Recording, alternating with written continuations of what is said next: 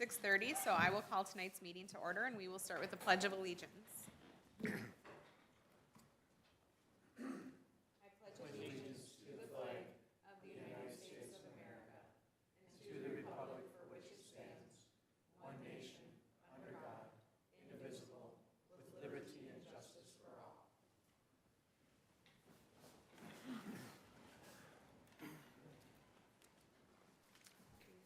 Roll call, Mayor Kratzky, I am present. Groko? Present.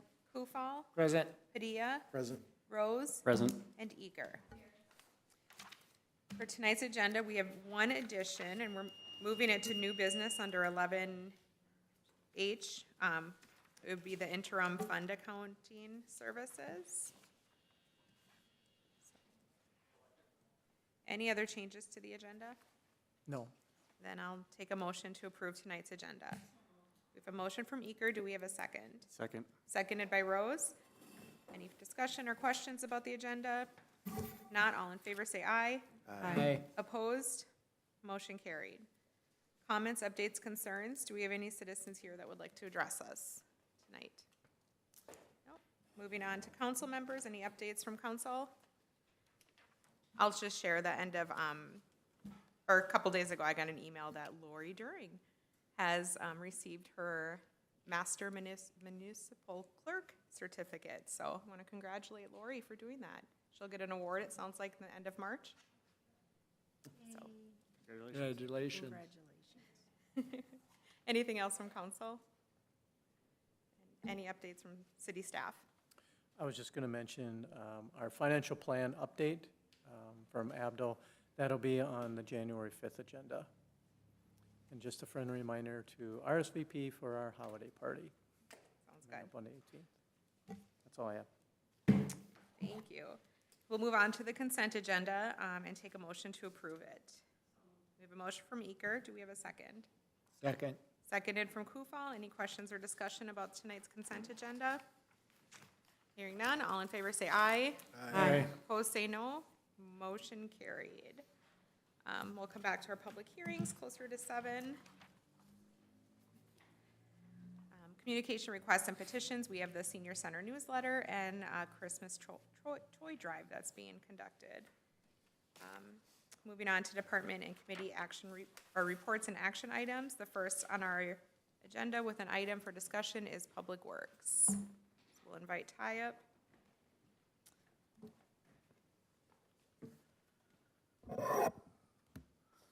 Good evening, everybody. Good evening. I want to start right off at C2. This is for a new lift station pump order for 2026.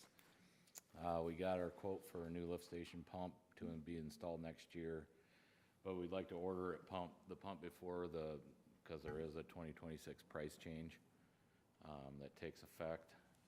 Payment isn't due until the pump is installed, so that probably won't be until spring sometime usually. There's $30,000 in the capital replacement schedule for it. This will be the final new pump, so we'll be all done buying new pumps hopefully for the lift stations.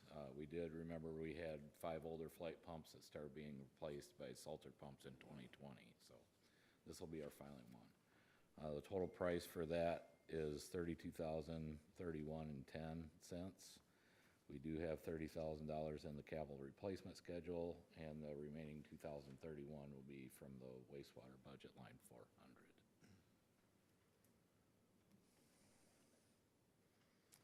Anyone have any questions for Ty? I'll make a motion to approve the new lift station pump in the amount of $32,031.10. We have a motion from Padilla. Do we have a second? I'll second it. Seconded by Groko. Any last questions or discussion that needs to happen? If not, all in favor say aye. Aye. Opposed, say no. Motion carried. The next thing I have is the addition of street lights on 3rd Street East. With the purchase of the remainder of the lots on the west side of 3rd Street addition, there's been a need to add street lights to that addition. I did contact XL, who would do all the work, and they sent me the following quote. It'd be wired underground with 3 street lights. Those street lights would match the north side of the addition and the south side addition, so they'd all be the same. The total cost for that project is $14,500. That includes the lights, poles, underground wiring, and installation from XL. And I believe, Steve, you put it in the budget for next year already. Yes. So, I figured we'd get this done before they really start building out there and before it gets really messy. Be a lot easier to install before any more building is done, so. Tonight, we're looking for a motion to approve the installation of 3 streetlights on Third Street East for the amount of $14,000. Did they say when they would plan on doing this? Probably in the spring.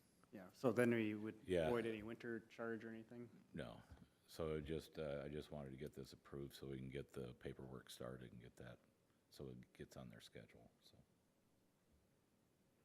Is it 14.5 or 14, Tyler? It's 14.5, sorry, I Oh, misprinted that at the bottom. good catch. So I'll make a motion to approve the 3 streetlights on Third Street in the amount of $14,500.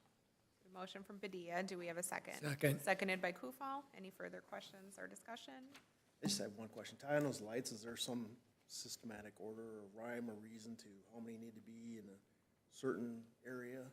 Do what now? Is there a certain amount of streetlights that have to be within a block, or how does that work? Usually you go every 300 feet. Okay. The 2 street lights that exist on the both sides are kind of halfway in, so 3 street lights would be just right for that, I think. I think any less, you'd be stretching them pretty far. All in favor, say aye. Aye. Opposed? Motion carried. Next thing on my list is a mower replacement for 2026. This is another capital replacement for 2026. This is the 1575 John Deere that we have. The mower we have is a 2011 model. We did receive 3 quotes for a new John Deere with a mower deck. There's $30,000 in capital replacement schedule. If you've looked at the quotes are kind of all over the place because we quoted actually 2 different models of mower. So one of them will get struck off. And we actually took an attachment item off of one of the mower decks, so that dropped it a little more. So the 3 quotes I got were from Kibble Equipment from Belle Plaine, Midwest Machinery from Glencoe, and C&B Operations from St. James. This will be a 1575 model John Deere with a 72-inch mower deck again. The lowest quote was $44,781.94. We do have $30,000 available for that purchase, and we would be selling the old John Deere mower and the deck, and possibly even the old broom yet, if it still works, on MinBid, and our Toro zero-turn mower. We'll be selling that. So this quote from C&B, is everything included that's on here other than that 1585 drain cut? Because they've kind of got the total balance due of $88,000. Yeah, yeah. So it's everything Yeah, besides that's that? everything, yep. Okay. So the only thing that we take off here is that Take off 40,000 for that 1585. 1585, and there's one item on the mower deck quote that we took off. That was a mulching kit we're not gonna use, Okay. so. And by the looks of it, it looks like our old mower, the 1435, did some looking on past sales and stuff like that. It looks like about $7,000 or $8,000 we can get out of that mower, so.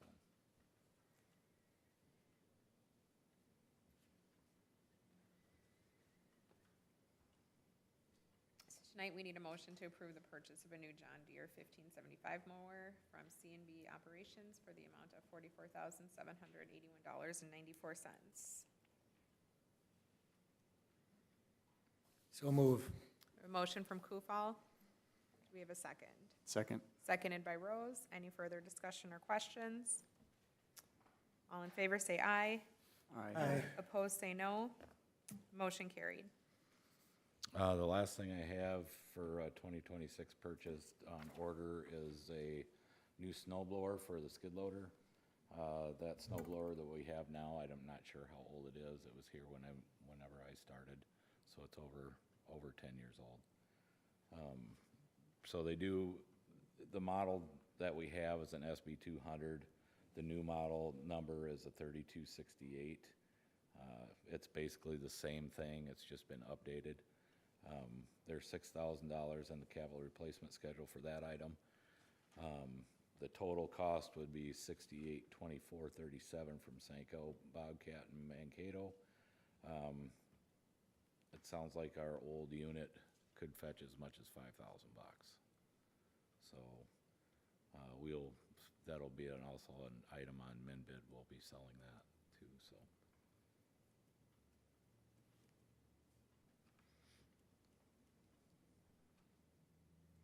I'll make a motion to approve the snow blower in the amount of $6,824.37. So a motion from Padilla. Do we have a second? Second. I'll second. Okay, seconded by Rose. Any further discussion? All in favor say aye. Aye. Opposed, say no. Motion carried. That's all I have. Okay, Thank you. Want to thank Leighton for Saturday night. He came out and gave everybody, all the guys, some snacks and a drink before we took off snow plowing for the year. So I want to thank him for that. It was on sale. It's very nice. Thank you. Thanks, Layton. Okay. Next, under departments, we have the fire department. Justin's here to talk with us about a couple of items. Evening, council. Good evening. We'll start with the hiring of a new firefighter. I believe it was back last, maybe spring is when I came up here and asked to put up to 4 new members on. We did have more applications, but due to the process, a couple have moved away and one opted out, so we're left with this Nathan Boreen. The other week, we had him at the fire hall. We did a verbal interview like we do with everybody, written test and agility testing. We did that, and he passed and did very well at all them. He lives in town here. He's planning on sticking around. The thing is, we put him on, we've already talked to him, we'd put him on probation, or no schooling until next year. So that would be no expense to the city until he starts the school, and then just move forward from there. So he'd be getting put on, and no interior tech, with limitations. So I guess I'm asking for permission to have him join the fire department. Tonight, we need a motion to approve hiring Nathan Boreen to the Gaylord Fire Department. We have a motion from Eker. Do we have a second? I'll second it. Seconded by Groko. Any further discussion? Are we still doing council members on those interviews? I sat in on the interview. What was that, Tony? I was asking about council members on the interviews. Yeah, Scott came down for that night. So, thank you for that. So all in favor, say aye. Aye. Opposed, say no. Motion carried. Are you- Abstain. You two both I'll abstain. abstain. Okay. Rose and Kufal abstained. Thank you. Moving on to 9F. The salaries for the salaried positions on the RCA, you can see I have them listed there, who they all are, what positions, and what the current wage is, and what our asking amount is. Myself and Andrew did meet with the Personnel Committee 2 weeks ago? Last month. And we discussed this in detail broke it down of how other departments in the area are functioning, and as of right now, we are on the lower end of salaries for these positions. And there again, as we explained, we're all structured differently as far as how you break the pay down as far as jobs. I guess just an example is this. Andrew and myself take care of the safety, and we take care of a lot of the training, to where a lot of our neighbors have paid positions for that. We're assuming those positions within our chief's duties, which we're fine with. So The chief and the assistant chief, last time you can see that was raised, I think, in 2018, and the other 4 positions was, I believe, back to 2010. And there too, back when we had this ESST time, we had to keep track of hours. We continued to do that through the whole year to see how many hours each position was putting in, and we compared that to our salary at that time. And that's how we came up with these numbers to get it just to a normal, let's say, job type wage per hour, if you look at it that way. My wage at the time before was running about $13 an hour. To jump the chief's wage to $3,200 brings it about to 20. So, and then vice versa, that's how kind of the rest broke down also. So that's how them numbers were come to.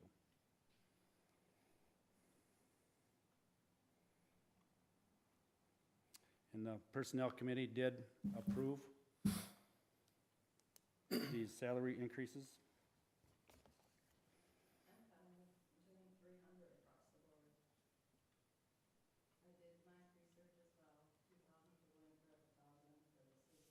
What was that? Winthrop's at 3,000. No, they're not. I got an email from the city administrator, if you don't believe me. Well, no, the chief, I asked them at a chief's meeting. We had Arlington and Winthrop write them down. No, I have an email. Well, one of them's not telling the truth then. I don't know which one it is. Because I brought that up to our meeting up there that night. Michael Loft, the city administrator. Hi, Jessica. The fire chief's annual stipend is $2,000, and the fire captains, we have 2, are $1,000. Both receive a per-call dollar amount as well. Thank you, Michael Loft, city administrator and EDA. Okay, because I asked the chiefs at a chiefs meeting, we handed a sheet around and everybody wrote it down on there. And I know at the personnel committee, we shared that with you guys, what they wrote down on there. In their handwriting, not me. That's where I came up with my numbers. So somebody is off here. I don't know who it is. I don't know, this is the city administrator today, Okay. so. No, that's news to me. Some other things we had talked about at personnel is to have, like, periodically review it so that we don't, you know, fall behind, because, I mean, we feel these positions are deserving, but it's a big leap, so that we don't get in that position again. And then the other thing is just, you know, to document that the reason that our pay scale might look a little different from other cities is because they will sometimes have like lieutenants and second lieutenants and more responsibilities divided up. So if we would ever go to that model to relook at everything, because then, I mean, that Correct. could get really costly for the cities. So, Correct. those, I just sharing some thoughts, some things we had talked about at personnel, so. I also looked into this, and I know a city nearby that has probably 100 more calls per What city is year. this? Glencoe. Can't compare them to us. You can't, because the chief there gets paid $2,000 annually. So you're making more than a chief for a city that has What other 140. more positions are paid under him? What positions are How many more positions are there training officers paid? Are there safeties officers paid? paid? They Or have, how many chiefs are getting paid? Do they have lieutenants they and have, captains? they have captains See, we don't have of none of each that. one of their trucks, right? But they have over 100 more calls than we do per year. That's a significant, you can't, you're trying to compare your call load, what you do, to a city that has 100 more calls on average per year. I didn't So compare- they're gonna be way I busier. didn't compare to Glencoe. But they're gonna be way busier, but yet you want more money. And you're asking for not only more money than anybody else, you're asking for more money than anybody else around here for yourself.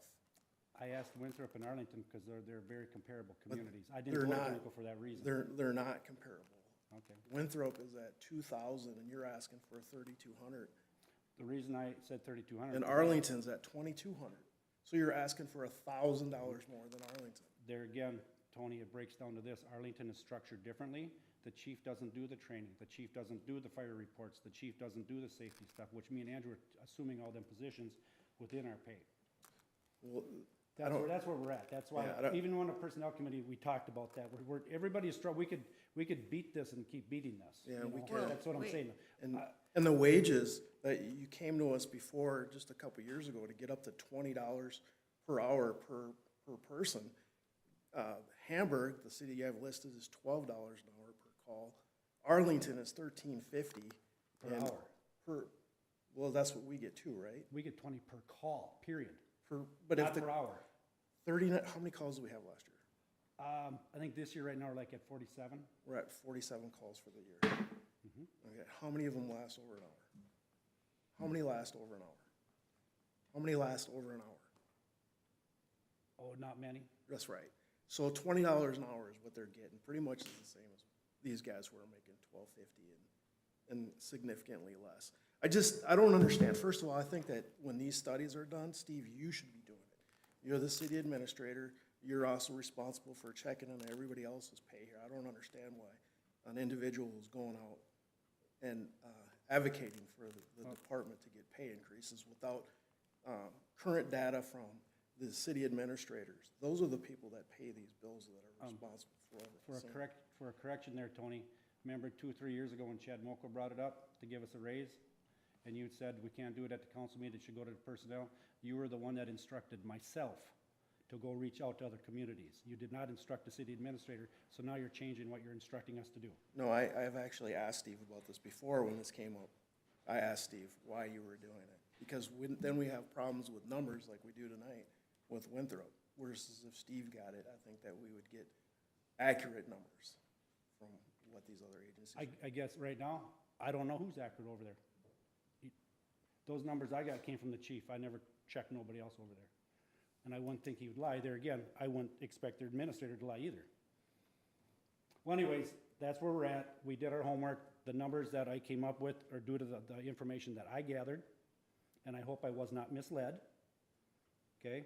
And I know we cannot compare ourselves as far as volumes to other communities like that, so I stuck it here. Dawn is also correct to where these wages should be looked at more often, so we don't have this big change to where it should be in smaller increments. I totally agree with that. It is really hard to compare with, as we have stated. Everybody has different jobs, different positions that get paid for that we maybe don't. Other people are doing jobs that in another community, they have separate people to do. So it's so hard to look at that and then determine where we sit in it. Like, are we fair, are we not fair? Some are first responders, some are just EMRs voluntarily, you know, it's all over the board. You're never gonna get an exact comparison. You know, and it was brought up in the personnel committee too, is like, what do you think, what do you think, Justin, do we have to break those positions down more? But you thought at the time that you can handle it. We had asked at the meeting that night, and myself and Andrew were okay with it. And we'd asked the group, do we want more? And we talked about the past history a little bit, and it was just, no, everything is good the way it is, and we left it. Okay, and that's how we discussed that. So now if we were to go and have lieutenants and captains per truck, like what Tony was talking about, you're gonna start adding to the pay again. You know, so you're gonna get right back to where this is being driven, I guess. This was never an issue before, now all of a sudden it's an issue. Well, it's not an issue, we're just trying to. You keep knew up. what you were getting into when you ran for chief. That was 5 years ago.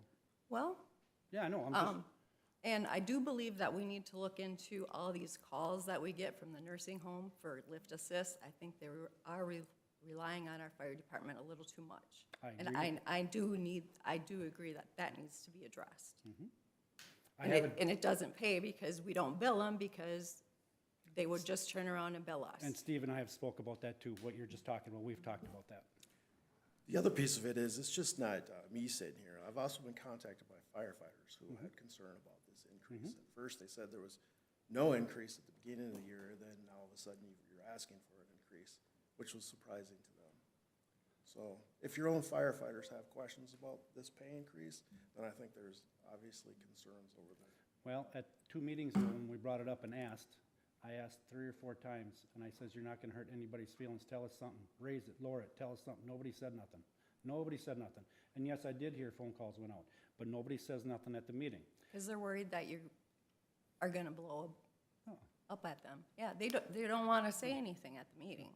Anyways, so then at the next meeting, we brought it up again, we talked about it again. What do you guys want us to do? Said the same thing, raise it, lower it, leave it. And the motion was, go see what happens. Did somebody wanna write down votes or something too? Because they didn't wanna voice their concern? When we have meetings at the fire department, they are wide open. Anybody can say anything they want, and everybody there knows that.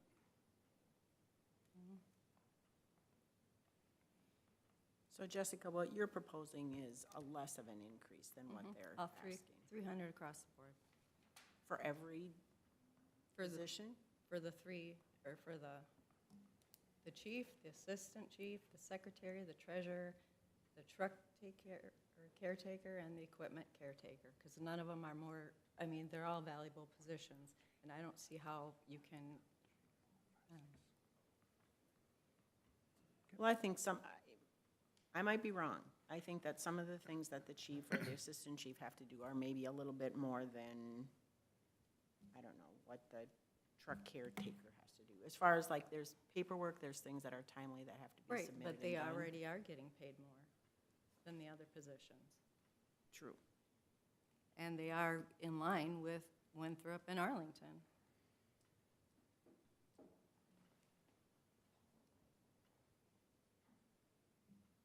So that's my motion. I'll make a motion that we move all the positions up $300.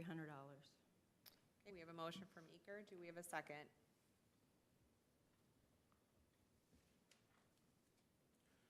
I'll second it. Seconded by Padilla. Any questions or discussions? I'll just add that I still think we should like study this further and maybe have those positions well-defined, so it just is cleaner, and then when we have future discussions, like what their responsibilities and duties are and whatever. And to look at it. Yep, on a regular basis. Yep. Yeah, and I just think that when people start going out there and advocating for themselves outside of the city administrator coordinating this, there's different ways to look at stuff. If the police chief was to do that versus Winthrop chief is getting paid considerably more money than he is, and he has a contract so he can take home a car each month, plus he gets COLA, plus a certain percent on top of that every month. So when you start trying to compare ourselves to whatever, I don't know why they're giving so much money away, but when people start self-advocating, I don't know that that's a good thing for the city. I think that needs to come through Steve.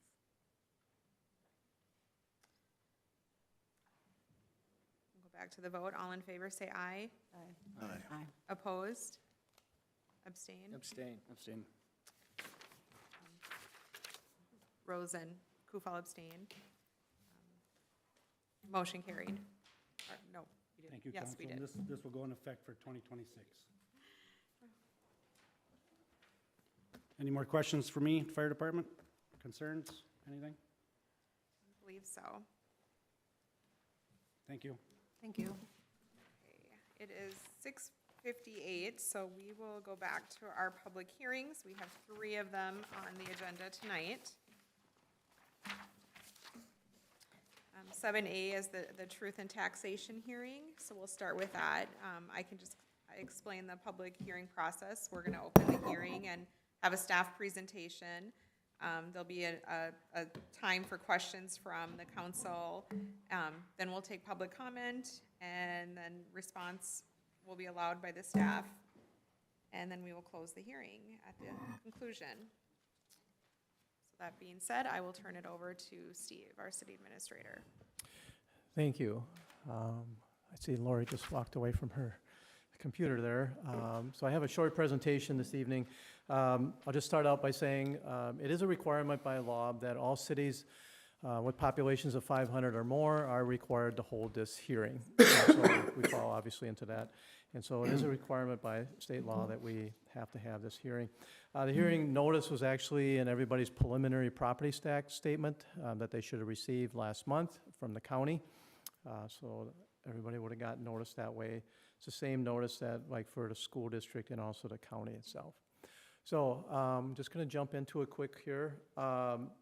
Basically, the purpose of this hearing is to encourage public participation in the property taxes as far as how they're determined, to encourage the public to get involved in the city's budget process, and also to encourage citizens to become involved in assisting city officials in prioritizing spending.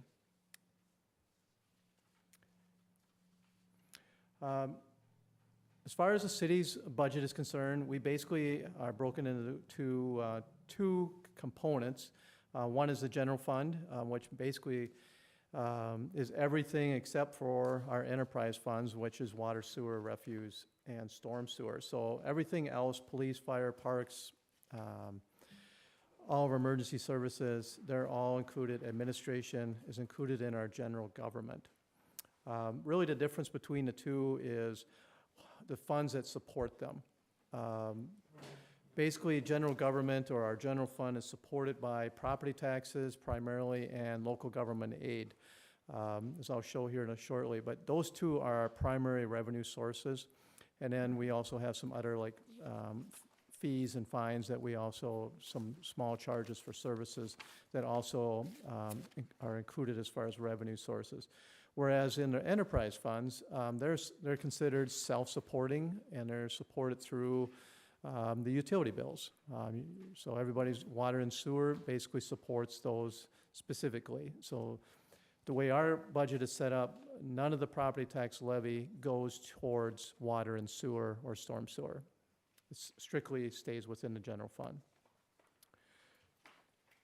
As far as the primary sources, well, back up. Property taxes and state aid, which is our local government aid, often referred to as LGA, they support our general fund, which are made up of these components: administration, public safety, streets, the aquatic center, parks, library, buildings, planning and zoning, economic development. So that's what some of the primary components that those support. As far as our property tax levy for 2026, what's proposed here is an 8.25% increase, which equates to $167,980. So then our overall levy then would be just a little over $2.2 million. And that's broken down as shown here. The general government components, which I just listed in the slide before, a little over 1.1 million, and then we also have our debt service obligations. What that means is basically our debt service is the debt that we took on to do streets and infrastructure improvement projects. That's what the debt service is for. So our obligations for next year, or the amount that we're levying for, I should say, is about $921,000. And then we're also levying to put some monies in to support our future capital outlay and equipment fund of $120,000. It's a very important fund for us because we have an awful lot of equipment, and we do keep a schedule as far as replacement, and we want to make sure that we're in a position when it is time to replace those pieces of equipment that we have the resources to do so. This is just a quick graph here just showing you a breakdown of the same thing I just mentioned. The debt service, 42% of our levy. General government is 53%, and capital outlay is 5%. So as you can see, we do have quite a bit of debt there. It represents 42% of our operating levy, as that's where it goes towards. As far as our revenues, just another chart here just showing you how it breaks down. Again, property taxes and government aid from the state. Those are our two biggest resources. So you can see they make up 80% of our overall revenues in the general fund. Local government aid is extremely important, especially to small cities. Local government aid has been around since the 1970s. But over the years, they've changed the formula. They've changed how distributions are handled. There's been years when there's been cutbacks in state aid, and certainly local governments are not the only ones that have felt those kind of things. But just to share, right now where we're at as far as our state aid, as far as what we're allocated on an annual basis, we are still not yet, in 2002, we were at a higher level than we are today. So that tells you how much they've scaled back on state aid over the years, which basically means that we put more burden on the taxpayers here in town. I mean, state aid is a great thing, but we can't take it for granted because we don't know if the state legislature is always going to allocate what they say they're going to do from year to year. It can change. It's happened before in the past. It's not a given, but we certainly depend on it quite a bit, and we're not alone. Just wanted to mention some of the noteworthy items in our general fund revenues. I've already kind of touched on local government aid. We also do a couple things here to try to reduce or keep our levy down a little bit. We're doing a transfer from our sewer fund this year of $45,000. Council members, you might recall in the past, we've done it from our water fund. With the upcoming water plant project planned for a couple years, I thought we'd take it out of our sewer fund. The sewer fund is a very healthy fund as well, similar to our water fund. We've also, in the last few years, have been utilizing our debt service funds. Basically, we have pretty healthy balances in those funds, and with the assistance of our auditors, we've been able to schedule out, all the way to the end of the term on each one of those debt service funds to determine what is going to be our actual cash balance at the end of once the debt is paid off. And some of them are we're in a very healthy situation. And so instead of continuing to put more and more money into those funds, we're utilizing those funds with the cash balance that we currently have. It basically helps us to keep our levy lower. So again, it's just trying to come up with creative ways to try to keep our levy down or reduce it as best we can. So those are a couple of things that we're doing currently. I will say that transfer from the sewer of $45,000, that is each year I'm trying to get that down a little bit more. So last year it was $50,000 that we did a transfer. The year before that it was like $75,000. So we're trying to keep going down. So eventually we won't have to do this transfer is the goal. It is always there though. I mean, we're fortunate that we do have those healthy funds. Just a couple other notes here. The small city street maintenance aid. In the past, this comes from the state. This hasn't been an automatic, but we did receive it in 2025, and we're looking to be scheduled to receive that again in 26. It's basically just like the name relates. It basically goes towards maintenance of the streets. We have to use it for that purpose. It can't go towards like wages or something like that. It actually has to go physically for maintaining our streets. And then lastly, just wanted to mention too, that the Sibley County does assist us yet with our library. As you recall, and the city took over the library from the Sibley County Library System that was disbanded in the end of 22. So in 2023 was our first year that the library fell under the city. But we had an agreement with county that they would continue to assist financially with the operations of the library. And they are looking to continue that assistance at the same level that they did in 2025. The $77,300 that we're receiving from them next year represents over 50% of our operation expenses. So they're actually funding a little bit more than 50% of our library operation. From an expenses side now, just wanted to show you this graph as far as how we break down our expenses. Public safety is our number one. Public safety up here would represent police, fire, ambulance, and civil defense. They're all included in that. Certainly not uncommon for public safety to be probably the number one expense. For us, you look at our police department, and this is not uncommon, it's where we have the most staff. And that's generally one of the highest expenses that you'll have as far as a cost. Parks and Rec, that would include our parks, obviously, the aquatic center. That also includes the library in that category. So it just kind of gives you an idea as far as where our expenses are and how they're broken down into these categories. Want to just mention some noteworthy items in our general fund as well. The operating budget is going to increase about 5.2% or about $137,000 for next year. We are planning to replace one police car next year. Fortunately, this will not have any impact on our levy because we do have a very healthy police capital improvement fund. We're fortunate we get the state aid each year for the police department, and majority or part of that does go into that fund to continue to support it. But we've had that fund for several years, and it's been a very healthy fund. So when we do have these kind of major purchases come up, we're in a good position that we don't have to necessarily find additional monies to pay for them. Just wanted to mention the ambulance service and the aquatic center. Both continue to be major expenses for us. The ambulance service, the council did approve an agreement with Ridgeview Medical Center earlier this year to extend our contract. Part of that contract was to increase our fees for that service. In the past, we were paying $145,000 a year. That went up by $50,000 for next year. So that's where we're at with the ambulance service. The aquatic center, this is kind of one of those things. It's an amenity in the community. It's a positive one. It's a great one to have, but it's always going to be a money loser. We're never going to come out ahead on that, and certainly that's not uncommon. Most cities that have any aquatic centers, it's not a money maker.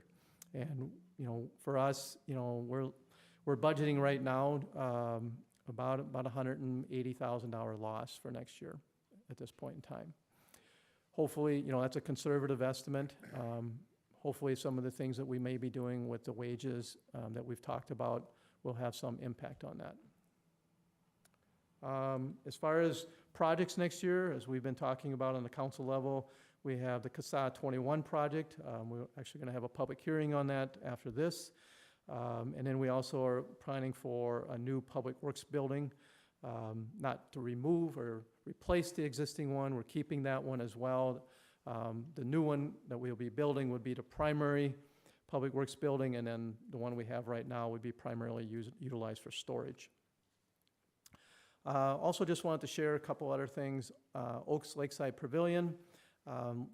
This year we had 13 events in there, and that's not including extravaganza or any when they had to move music under the oaks inside. That does not include those times.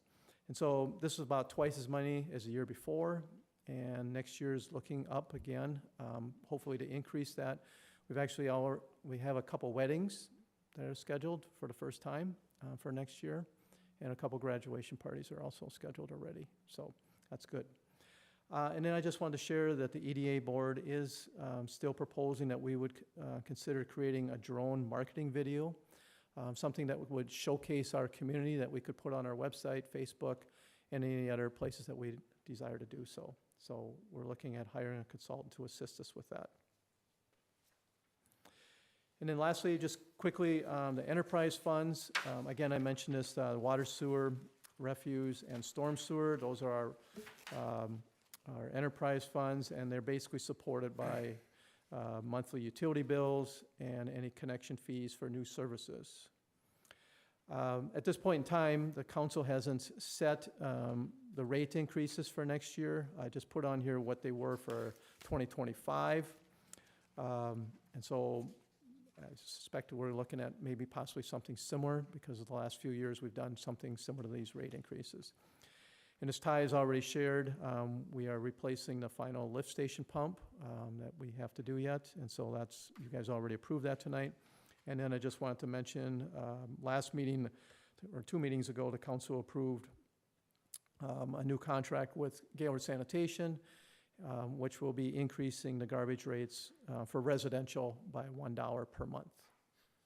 So with that, sorry if I took a long time there, but sometimes takes a little time to go through all that. And so if there's any questions, I'll be happy to address those.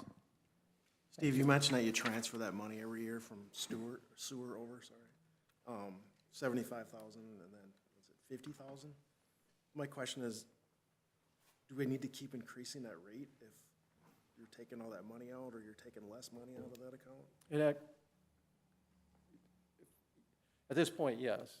I mean, you're talking about the transfer that we do from the Yes. sewer? So, yes. It's really, that's kind of a minor item in the grand scheme of their budgets. That we carry not only the operations and the maintenance that we have, but we also have the debt obligations for water, sewer, and storm too. And as you may recall back when we had our financial consultant here, storm sewer is the one that we're really challenged right now. We're probably ultimately going to be either doing a significant rate increase or maybe do some transfers from our water and sewer to help support the storm sewer, so we don't run into a deficit in the future.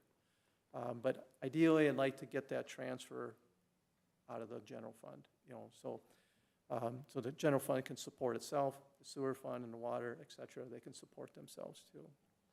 But right now, the sewer is assisting the general fund. They're- Yes, by 45,000. So I guess I like to look at it, that's 45,000 that we're not raising taxes by.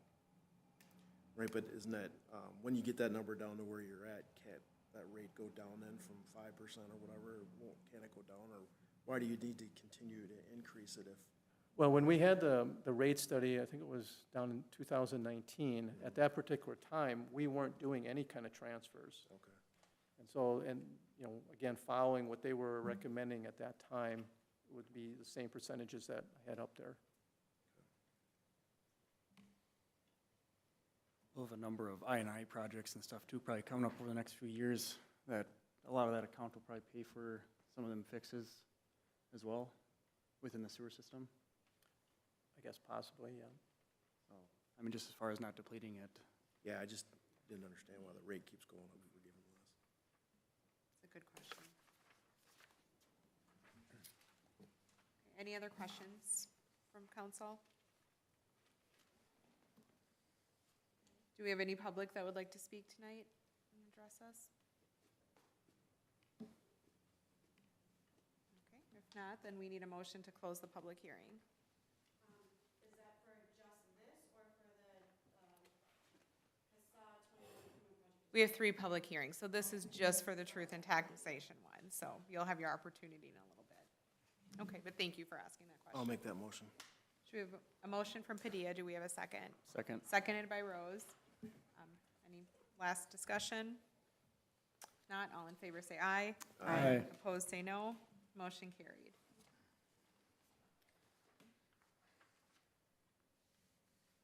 Can I just move into our next public hearing? Okay. So we're moving on to 7B now under public hearings, ordinance number 379, an ordinance amending the City of Gaylord Charter, and I will turn that over to Steve again. Okay, we just have one proposed amendment. It's in your packet under ordinance number 379. This is in reference to section 70 of the city charter.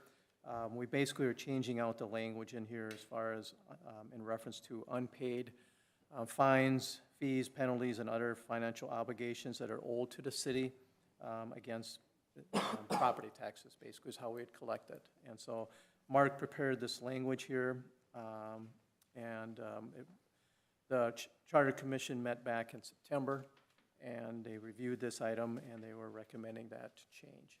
And I believe Mark had mentioned that we needed all the council members present in order to vote on this. Correct. And so that's why the hearing was not held sooner. So that's all there is, I guess, unless there's any questions. Any questions from the council?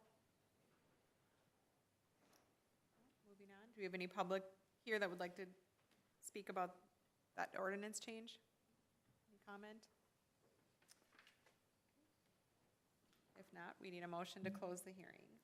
Make that motion. We have a motion from Groko. Do we have a second? Second. Seconded by Kufal. Any last minute questions, discussion? Hearing none, all in favor say aye. Aye. Opposed? Motion carried. Our next public hearing is on CASA 21 Improvement Project Preliminary Assessment Hearing, and I will open the public hearing. Our city engineer is here tonight to present to us.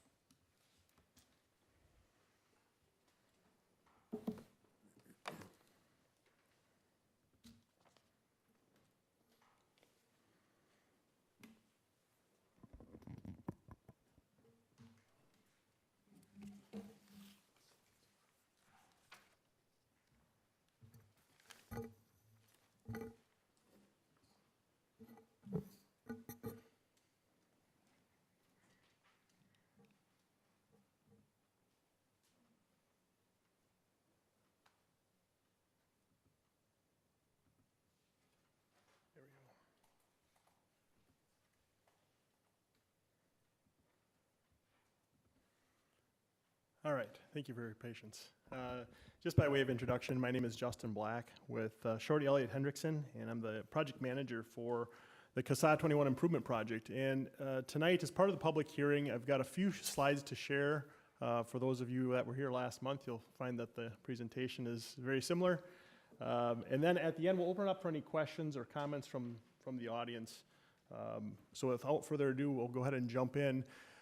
Some of the things I want to talk about tonight is just the background of the project, what the project consists of, estimated costs and assessments, project schedule, and then, as mentioned, any questions or public comment. As far as next steps for the City Council, there's a resolution tonight ordering the improvement and preparation of plans. This is more of a procedural resolution. We've already started on the design. The right-of-way has already been purchased for the project, so this project's been well underway for several years now. But as part of the Chapter 429 improvement process, this resolution is necessary. Just some background on the project. This is a cooperative agreement project with the City of Gaylord and Sibley County, and it's been something that's been discussed for a number of years.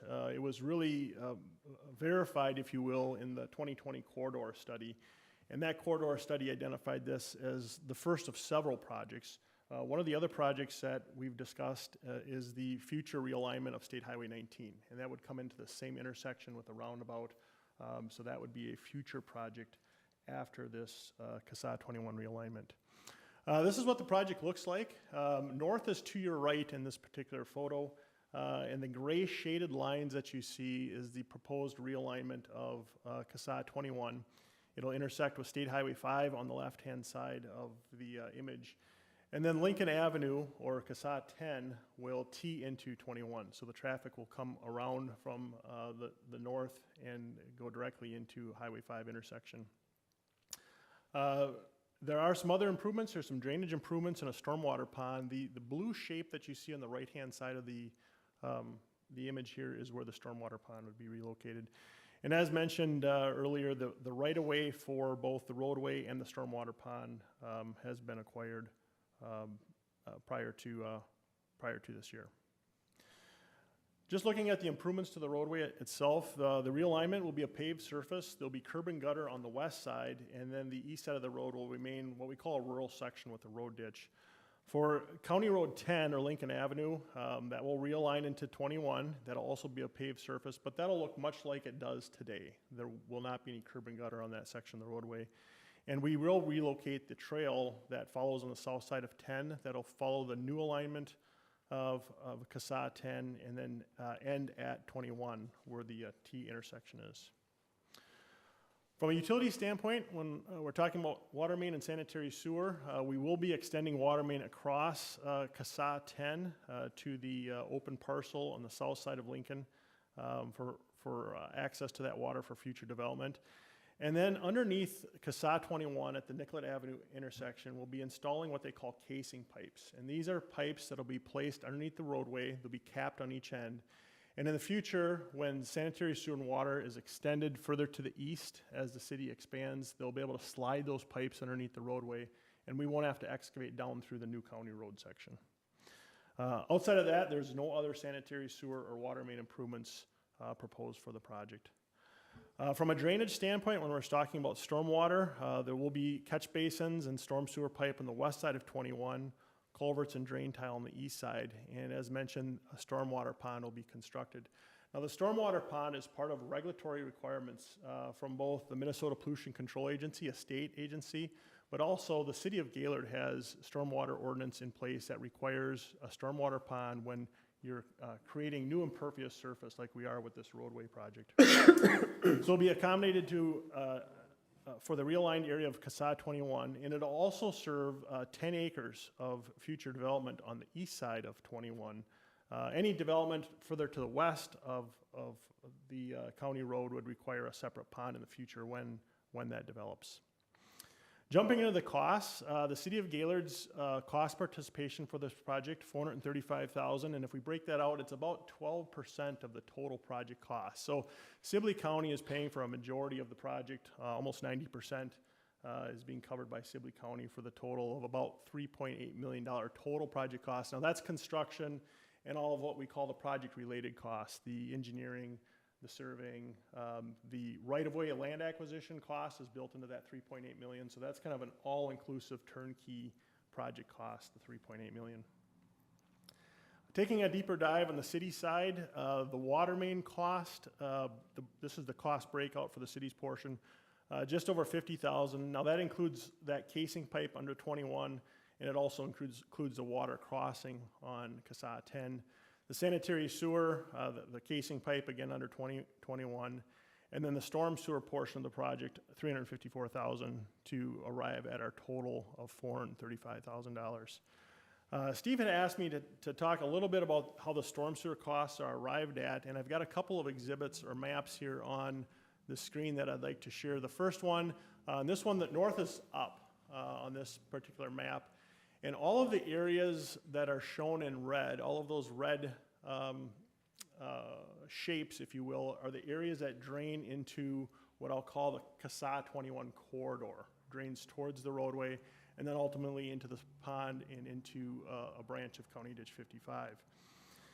When we compare that with what is drained, the drainage area of just the county road, you can see that the city portion, the area outside of the county road, is significantly more.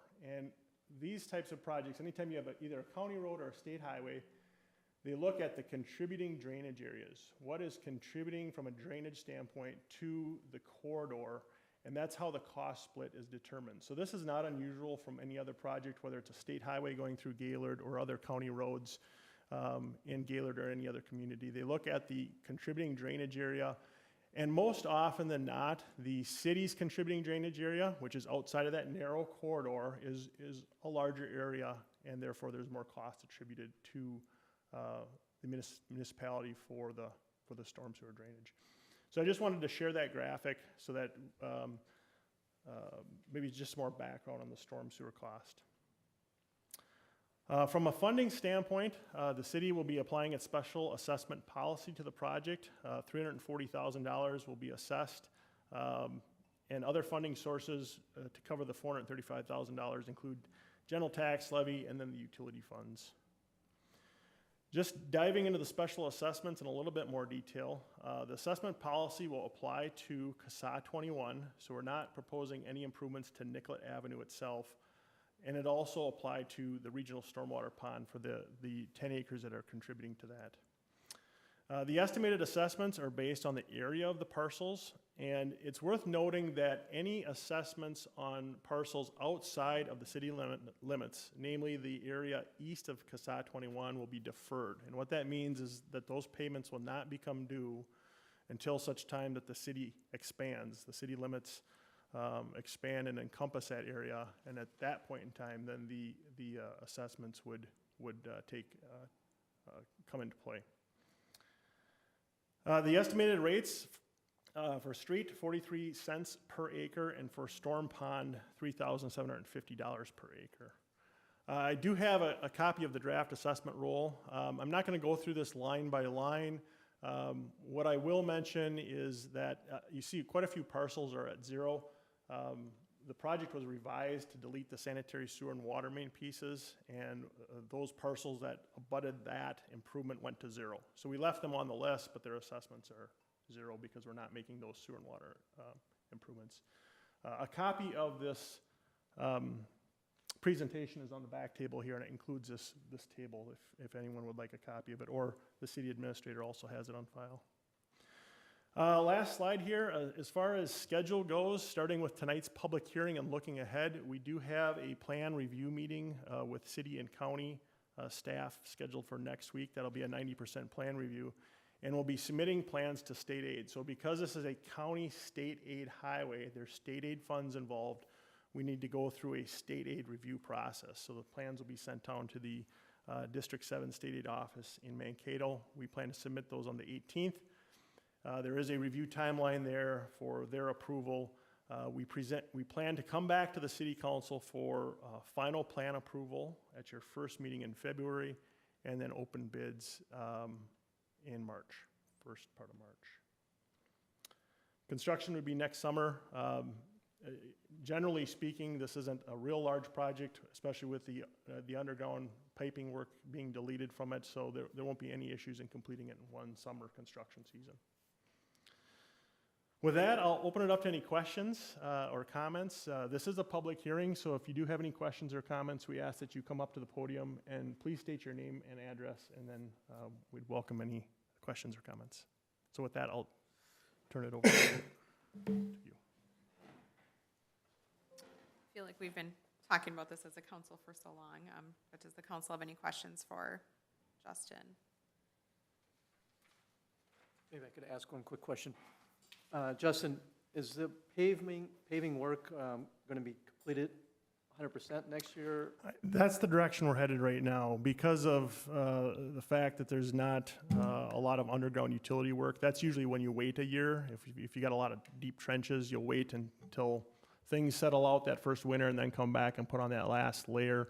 We just don't have that type of work on this project. So right now, it'll all be completed next year is what we're looking at, 100%. Okay, do we have anyone from the public that would like to comment?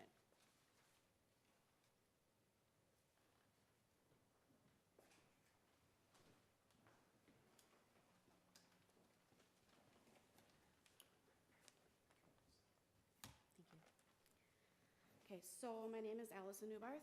I own with my, with my grandma and other family members, we own the field that is to the east of the CASA 21 that's going to be built. And I live in Arlington, but I grew up in Gaylord. So I wanted to give my thoughts today on the assessment, because the assessment is applied to like the next 10 acres over from the street on that field.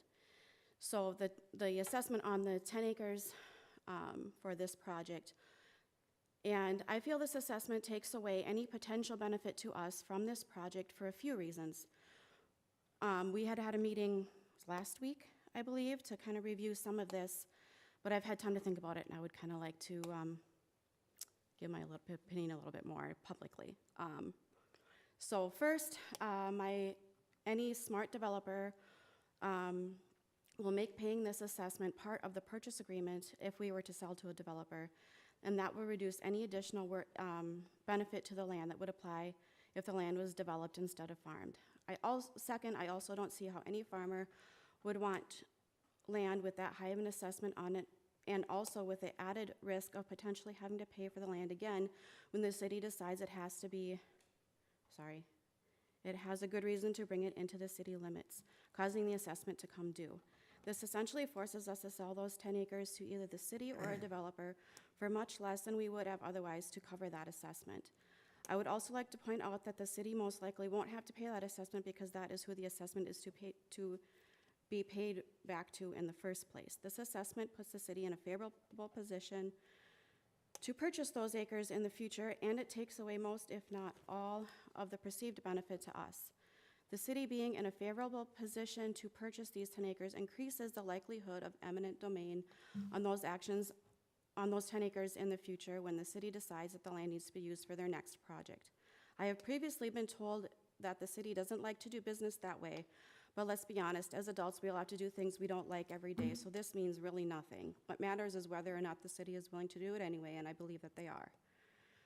We were not informed this was a possibility when we agreed to sell the initial 8 acres for their project, or we would have put a stipulation in the sales agreement that stated there would be no future assessments on adjoining land for this project. I feel the city's choice to not disclose this information was dishonest because they were not upfront with us on basically making us partially fund the project. That is essentially what this assessment does because it removes the majority, if not all of the supposed benefit that might potentially be created for us with this project's completion.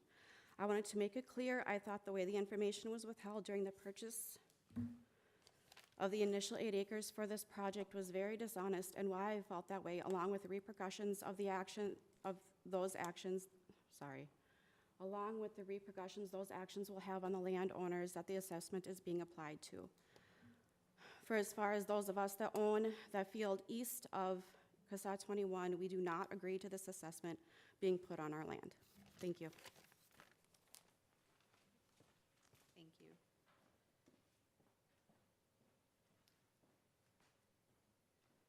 Is anyone else from the public here to comment? I just have a couple of questions. You've got to come up to the podium, introduce yourself.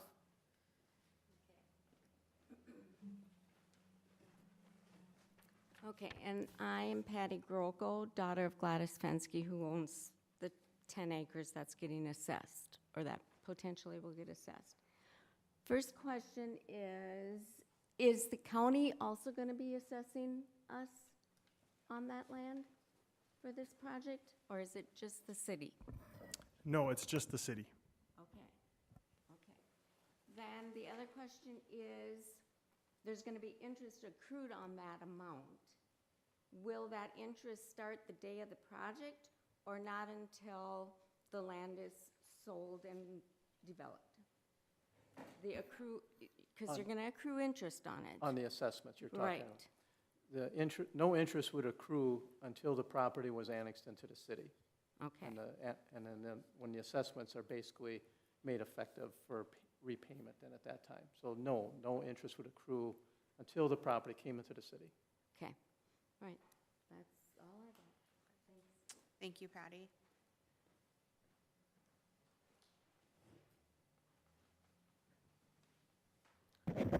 If there are no other questions or comments, I guess the council is welcome to close the hearing, and then there is the action item for the resolution. Any other comments, discussions? If not, I will take a motion to close the public hearing. So moved. We have a motion from Eker. Do we have a second? Second. Seconded by Padilla. Last minute, our last chance to ask questions. Not all in favor, say aye. Aye. Opposed? Motion carried. The resolution that is in front of the council is to order the improvement and prepare plans and specifications. And as I'd mentioned, we're underway with the plans already, but this is something that's required of the improvement process.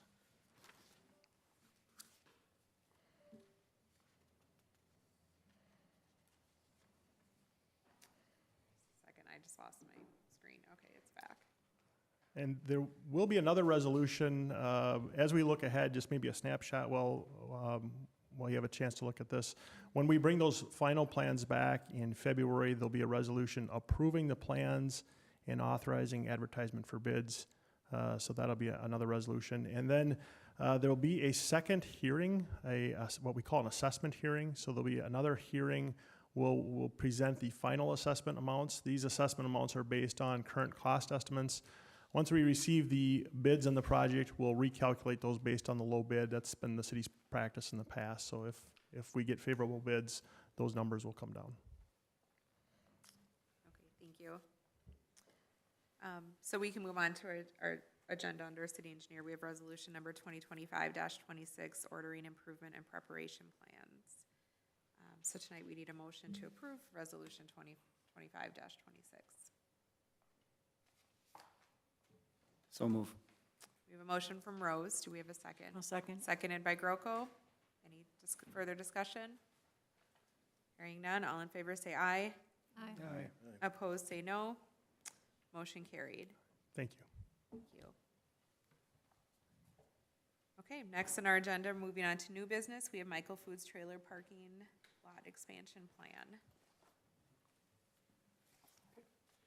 Yeah, you can come up. I'll start a little bit. Tom Bach here. He's representing Michael Foods. He's going to share some information about their proposed trailer parking lot expansion plan. They're looking at developing a 1.75 acre lot. This would be in the southeastern section of their property over there. Because of the size, that did trigger a review under our stormwater management plan. So our engineer, SEH, did complete that review, and a copy of the memo is in your packet on page 73. But basically, their drainage is all planned to go into their pond that's immediately to the south. So basically, from a drainage standpoint, they'll be fine. They did have, maybe you recall, they did have chicken barns there at one time, and that, from an impervious surface standpoint, there was some impervious already there. but then those got removed, and now they're looking at just making a gravel parking lot there for, again, for trailers. So from a staff standpoint, we don't see any issues with this, but I wanted to, Tom here, he's going to kind of explain what they're planning on doing and when, and answer any questions. Okay, sounds good. Welcome, Tom. Thank you. I think you covered it all, Steve. Probably gonna, if it gets approved, do the plan in the spring when things thaw back out.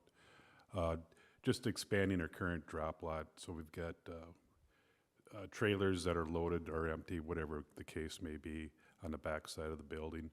And with business increasing, we're gonna need to increase our lot of storage where we're gonna park trailers, so that's what this is all about. Right now, we do lease some land from other parties, and that would help eliminate some of those leases. So I don't know if there's any questions at all. I'll try the best that I can to answer them.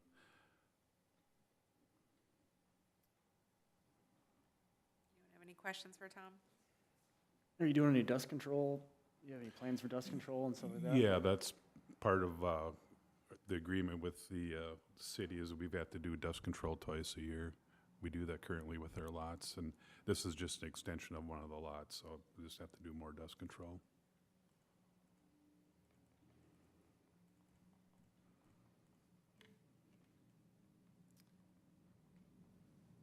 There's no more questions for Tom.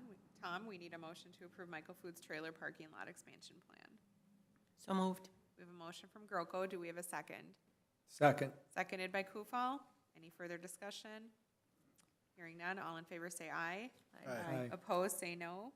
Motion carried. Thank you. Tom. Next, we have Resolution 2025-27, a resolution adopting fiscal year 2025 final property tax levy collection in 2026. As I shared during the hearing, we're looking at a 8.25% increase in the property tax levy, which equates to $167,980, for a total levy then of $2,204,630. So this will be for collection in 2026 then.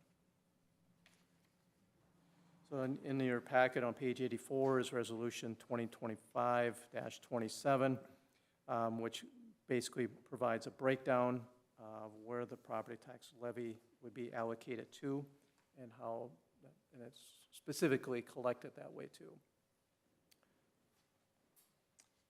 So we're looking for a motion to approve Resolution 2025-27, adopting the fiscal year 2025 final property tax levy for collection in 2026. I'll make that motion. We have a motion from Padilla. Do we have a second? Second. Seconded by Rose. Any other discussion, questions? All in favor say aye. Aye. Opposed say no. Motion carried. Next, we have 11D, ordinance number 379, an ordinance amending the City of Gaylord Charter. I'll make a motion to approve that resolution adopting or changing the city charter. We have a motion from Padilla. Do we have a second? I'll second it. Seconded by Groko. Any discussion or comments? You jumped over an item. Oh, what did I skip over? Oh, sorry. Let's go back. Do we want to finish our Yes, Let's please. finish our Yep. vote on this. All in favor say aye. Aye. Opposed, say no. Motion carried. Jump back to 11C. We have Resolution 2025-28, a resolution adopting 2026 final general fund budget, operating budget.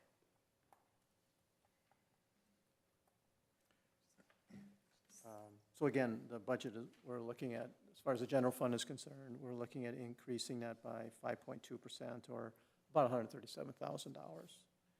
And on page 87 is the resolution, and there it breaks down the expenses and the revenues into different categories for the general fund.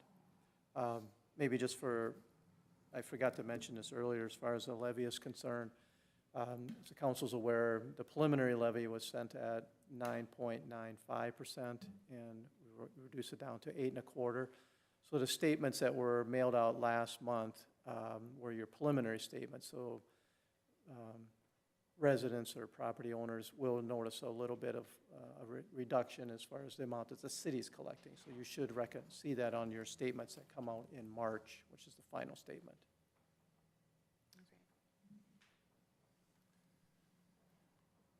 So tonight, we need a motion to approve Resolution 2025-28, a resolution adopting the 2026 final general fund operating budget for the city of Gaylord. So move. We have a motion from Kufal. Do we have a second? Second. Seconded by Eker. Any further discussion or questions? All in favor say aye. Aye. Opposed say no. Motion carried. Moving on to 11E, we have the draft of the 2026 fee schedule. So just want to make sure, we did the charter already amendment? Yes, we, We did the closed meeting, or excuse me, the public hearing, We didn't, but we still we need to didn't do do 11D. so we're on 11D then. I thought we just voted Yeah, I on thought that. I Because made a I motion. accidentally It's out skipped of over, order. I skipped over C, so we just finished 11D, You know, and then we went back to Okay. 11C. Pardon me. Is that correct? Lori's saying that's correct. I'm sorry, what? Yep, Yep, okay, yep. thank you. Sorry about that. I try to X things off to keep my train, but sometimes I do that too quickly, so. So we are on 11E, the draft of the 2026 fee schedule. So each year, roughly about this time, we go through the exercise of reviewing our current fee schedule. And so there are some small suggested changes to the schedule. So starting on page 128, and this would be to take effect in January 1 of next year. So on page 128, this is just a draft of the resolution here, but proposes to add a fee for registered land surveys under planning and zoning. You recall, we just had one with Excel Energy. We don't get many of these, and that's probably why we don't have a fee for it set up already. But propose, kind of keeping in line with some of our other fees, is proposed to set $100 for that. Moving on, I'm just going to go through these real quick, and then we can come back if you have any questions. Under the library, on the following page, talking with Michelle, our librarian, she says they don't collect these book fines and video fines anymore, so proposes to remove those out of there. And then moving on to page 131, and this is under the miscellaneous licenses. Under, you'll see that USB/BWC video, Charlie suggested we added in there that video. There are times when people do request that, and just keeping it at the same fee of $35, so just to add it in there. And then I guess I'm suggesting that we consider lowering our mobile vending truck annual fee from $100 down to $50. We don't have very many of those, and some of them don't operate too often. And I guess my thought was, because of that, to consider lowering it down $50.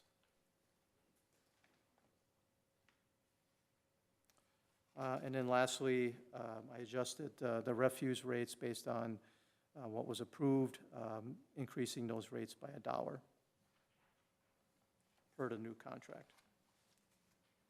So those are the recommended staff increases. So I'll open up to any questions or comments. So then, as far as the utility services, that'd be amended once we decide what we do for next year as far as Correct. yes. percentages or tiers or anything? So I did not adjust those because the council hasn't acted on that yet. We're Steve, I given- just have a question about the USB/BWC video. Redacting can take hours to redact videos. So can you recover more than just if it takes somebody 8 hours to redact the video, you're only gonna get $35 for it? I guess I'm not that familiar with it. I've never had to do it, obviously. I was kind of going by what Charlie was suggesting there.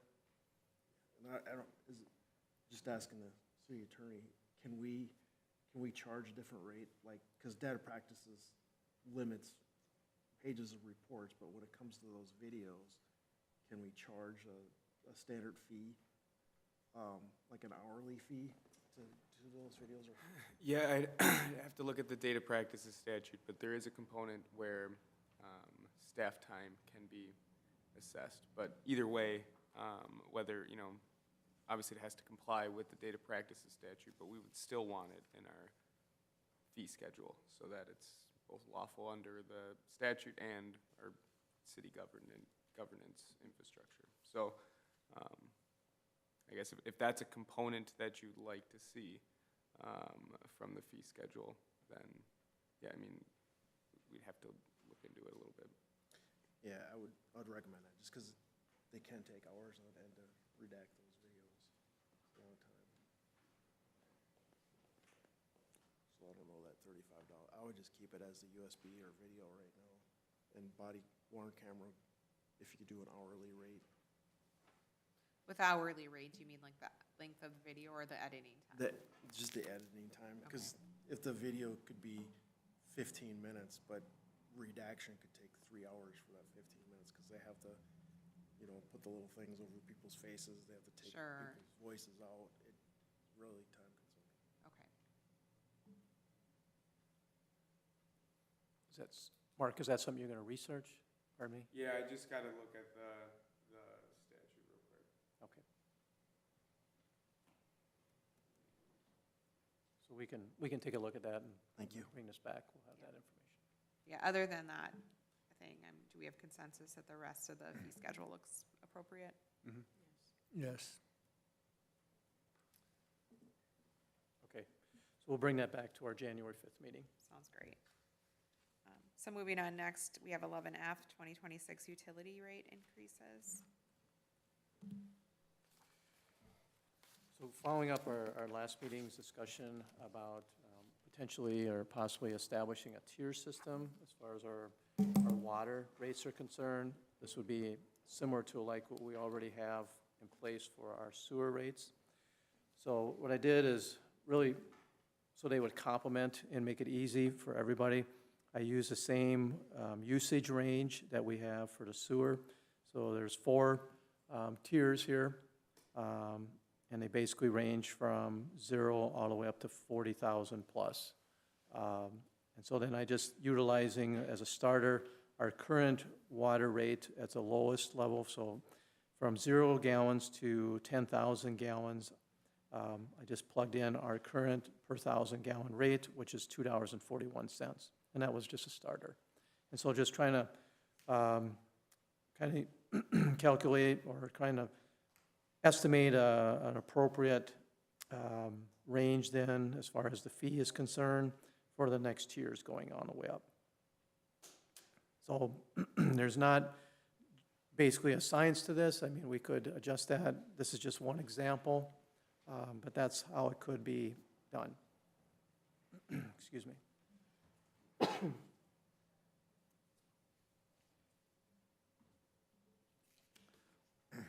So basically, at this point, I'm just putting that out for discussion as far as if that would be acceptable to, is that one, or if you'd like to adjust it and come up with something different. And then also, in part of this item is to discuss what type of increases that you'd like to do with utilities for next year. Are those water rates, are they set someplace else? Does the state set those rates, or is there an initial rate? Could we charge $1.41 for 1,000 gallons? Sure. We could. The city charges the rates. The city sets the rate, they're its own rates. And is this, is this common? Like, how much does I don't know, how much does an average house use? How many gallons of water do they use a month? And on an average, I don't know. I want to say maybe around 4,000. Does that sound high or is it low? 3 to 4, in Gaylord, 3 to 4. I mean, obviously, if you have a pool or whatever, it goes up, but Sure. I'd say for Gaylord, it's around 3 or 4,000. So 3 or 4 times 241. So most are going to continue to fall right into that same category where Sure. they're at right now. So they won't really notice a difference. It's going to be the high users. Those are the ones that are going to be. So this is not an astronomical rate change. Nobody's, For the average, right. household, no. But it's the businesses. that utilize a lot of water, they're gonna probably notice somewhat of a difference there, yeah. Some cases maybe substantial, like a Michael Foods, that's gonna be a substantial. You know, and just a thought here, you know, in light of, you know, trying to be transparent, you know, before maybe these are, whatever you want to do here, it might be helpful or appropriate to reach out to maybe those high users and let them know before it gets approved that this is something that's being considered. Versus they find out about it down the road on their utility bill. Well, and I would imagine that, the prices are also set off what it cost us, the city, to purify the water or get it ready to go to those businesses or the homes. It's not like we're getting rich off of, selling water to people. Oh, obviously there's a cost Yeah. to having these systems, especially the water plant itself. We've got, as you know, we have a major project coming up. Our storm sewer right now, we're not bringing enough money there to really, to continue to support the improvements that we've made over the years. That's kind of the issue there. We are fortunate, you know, with wastewater that we have holding ponds versus a mechanical plant. Our rates would be substantially different if we had a mechanical plant. They're much more expensive. So this is as good as it gets from that standpoint. So it's just the water. Again, that just trying something here. Part of this discussion evolved from our contract with Michael Foods. That there's still another 10 years on that contract, and they currently pay less than the households pay, as far as the rates are concerned. They pay more because their usage is higher, but the rate itself is less.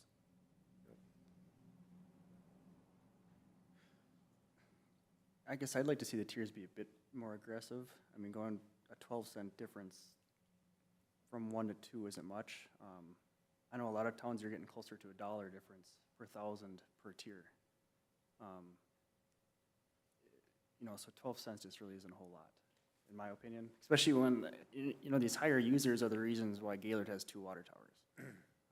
You know, which that tower over there, it was over $1 million when it got built. And Ty, maybe you know the answer to this. And what do we pay per year for tower maintenance?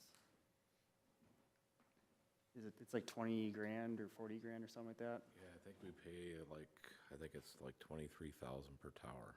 So it's 23,000 per tower when you have Arlington, which is literally within 50 people of Gaylord, has 1 water tower that's smaller than one of Gaylord's. And so it's because of these high users that Gaylord now has an extra tower, has extra expense, has a much bigger water plant than what most towns double the size of Gaylord would have. Yeah, so that's why I think we should be a bit more aggressive in that tier. If you're using a lot of water, if you're wasting a lot of water, whatever you're doing with it, you kind of have to pay your fair share instead of letting it fall down on the homeowners who are using 3,000 or 4,000 gallons, which is a normal amount. And that's just my opinion, especially when you have these businesses obviously making money on this, you know, as, you know, our tax levy just went up and everything else goes up in town. So it's just a way to try and spread that cost out to the bigger users, in my Do any opinion. of our, like, close neighbors have a tiered system you can think of? If not, that's okay. I was just kind of curious, I like, think where quite we a few of fall. them do. I was gonna say, a water one especially is not uncommon. It's more of a standard practice I was wondering, like, nowadays. where we fall with what our rates are compared to our neighbors. There's something to do. It used to be a standard practice 10, 15 years ago that it was an actual declining rate structure, that the less you use, the more you pay, and the more you use, the less you pay on your tier. So if you use 10,000 gallons at $2, then your next 40,000 gallons was only $1.85. So the reason we switched to a flat rate was because the DNR said absolutely no more. We're trying to get rid of the wasteful water users. So they're making they suggested making everybody the same, which we did at the time, or go to an increasing tier. So the more you use, the more you're discouraged from using to try to save that water, is why that tier structure was put in place.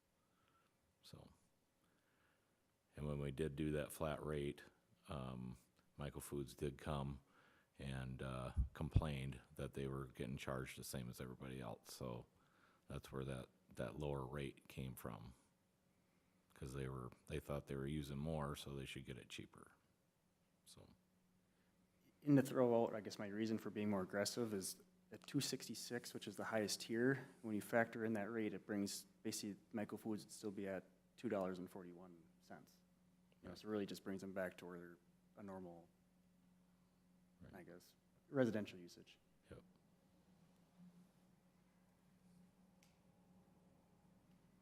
Sorry, I'm not following you. So as far as their water break, is it percentage based or is it just a flat rate that they get a break? Currently, they have a rate.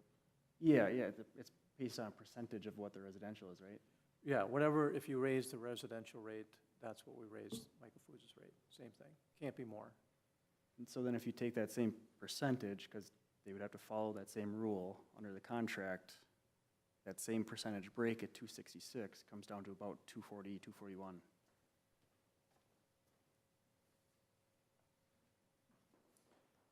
But if you establish this, then you just do it across the board then. You apply the same percentage across the board, all the tiers, just like we do with sewer. Correct. And so when you factor that percentage that they have off on their, they're at 219 right now per 1,000 gallons. And so the percentage difference between what they should be at 241 and 219, when you apply that same percentage to the 266, it brings them back down to 241. Because We wouldn't apply that percentage to it. do we have to? Under the contract, I guess I assume Well, we would, because of what they're utilizing, this is where you could chime in, Mark, but basically they'd be at that 40,000 plus, and they'd be at 266, or, under the contract, What you're though. saying, though, they're under contract. So would they still get that break? no, that's the idea here. So, Understanding. and it's been a little while since I've looked at the contract, but they're essentially given a separate rate, their own separate rate. So it's not, I forget the exact language that's used, but we carve out a separate rate, whether that's determined based on a percentage or a round number that we created in the contract. And the contract leaves it open to increase that contracted rate, so long as the rate, there's a corresponding rate increase across the community. So to comply with that contract, both the community rate would be increased in terms of these tiers in a very specific way, and Michael Foods' rate would be tiered. Now, you know, they're a quite large user, so the reality is that, you know, they're going to fall in areas that most of the community isn't.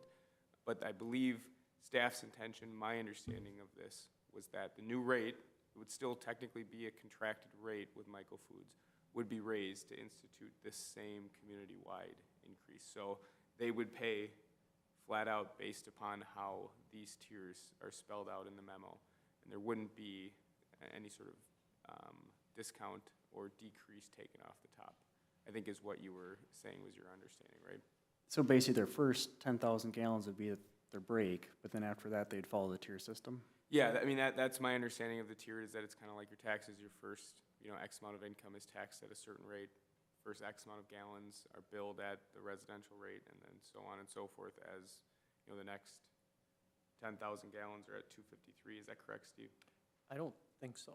I was gonna say, they're gonna have 4 different We don't do that. amounts. on Okay, the so the bill. intention is. That would be very difficult to set up in our utility system. So the intention is that once you hit, say, 40,000, all 40,000's, Yes. 40,000 gallons. You're at that rate. Okay. So then they'd basically be paying 266. And that, you think that as far as their contract goes, that's, Yeah, I I mean, do mean, you think that'll work? there needs I to be guess- a corresponding rate increase across the community to comply with, to be able to increase. So that's kind of why this structure makes a lot of sense from that contract's standpoint, is because we're sort of pigeonholed in what we can do as it relates in that contract and increasing rates, so long as we do it community-wide. I guess I'm just asking just to make sure, not that there's confusion later. I'd rather, I guess, make sure we're on the same page now. Yeah, now is definitely the time to have these discussions.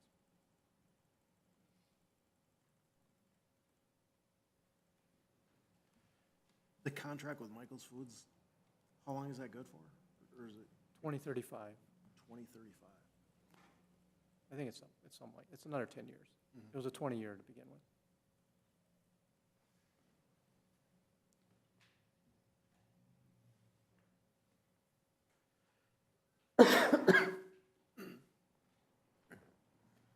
I like the tier system, I guess, it's just determining where we want to set it at. I don't know, Leighton, what's your thoughts on, as far as seeing a little higher, do you have any idea what you were thinking there on? My biggest goal is just to recoup costs. Like I said, we have an extra over $1 million in a water tower, an extra 20, I forgot the number, was it 20 grand, 23,000 a year? You know, so as long as we're, I guess, at least covering that stuff, and I know we compare ourselves to other towns a lot tonight. You know, I kind of did my own research, and, you know, you got like the city of Cologne, for example, a little bit bigger than Gaylord, but pretty similar. They go up by about 85 cents per tier. You know, and for example, I know in Arlington, my water and sewer rates are more than double Gaylord's. You know, but obviously we don't want to double rates, but either way, I think we should at least be more aggressive. I mean, if we go 7.5% difference per tier at least, I mean, trying to keep it at a minimum, but make it more uniform as well. Because I think, what is it now, like, I don't have my phone in front, or my numbers in front of me. You know, so 7% would be like, what, 15, 20 cents per tier? And without doing the math in my head here. That's just my opinion, though. Just make it a little bit more worthwhile of us going through this process. The sample that I put here, it's kind of similar to the sewer ones. That's kind of how I came up with it. And again, it's only a sample, but if you, page 129 is where the sewer rates are right now, and you can kind of see how the tier goes there, and that's how I, kind of like a similar, it's not exact, of course, but that's kind of what I was mirroring or looking at.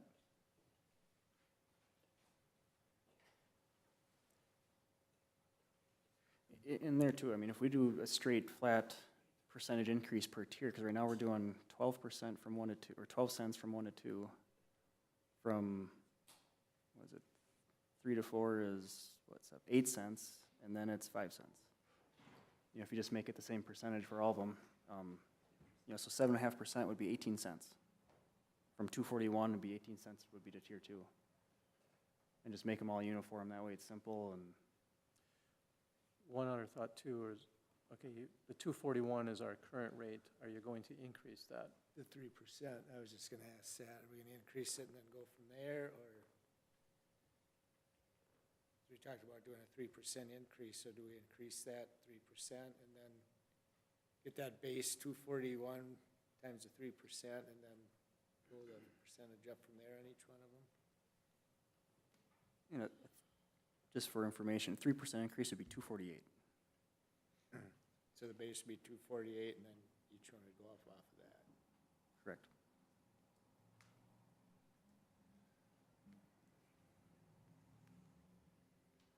Layton, what did you recommend for the? I think at a minimum do 7.5% per tier. And like I said, I think that's being very conservative. Like I said, a lot of towns are getting closer to that 75 cents per Yeah. tier, and that's on a already higher number. You know, like I said, I referenced Cologne, I think is at like $7.80 per thousand, so which is what, 2.5 times what we're at. And kind of know Scott kind of mentioned it last meeting, you know, trying to, instead of us, people who are living in town absorbing this, let's, you know, the businesses who are making money and using or waste, whatever you're doing with water, Yep. try and pay more of a fair share towards these big expenses the city's taking on.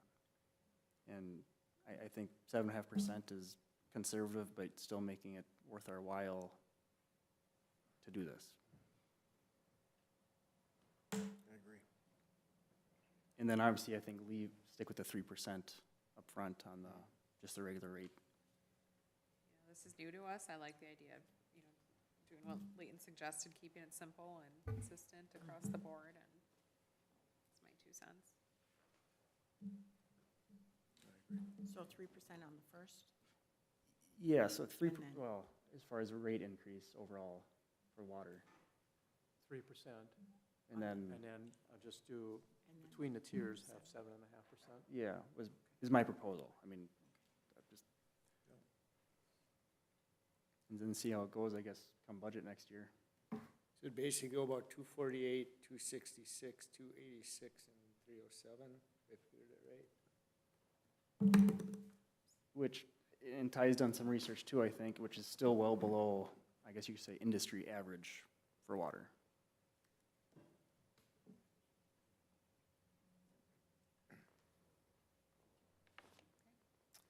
Tonight, you just want consensus for this? Yeah, that's all I'm looking for tonight, because this will be part of our schedule. Last year, we took a vote earlier because we had finished it early. Sure. But based on where we're at, kind of lines up with our fee schedule. We could just bring that back on the January 5th. And I do agree, like you said, to give some notice to Michael Foods so that it doesn't just show up on their utility bill. Yeah, I thought we would look at all the major users in Yes. town and give them all notice. So and invite them to the meeting. Sure. And this would be in January, right? Yep.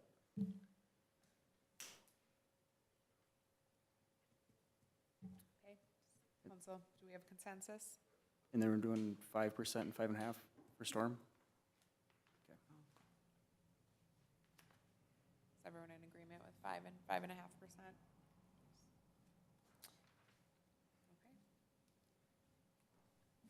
Okay. 11G on our agenda is authorize city, or closing city offices December 24th. We've done this in the past. We've closed the city offices. Right now, half a day is, we have that as a holiday, so it's just the morning hours that we could be open.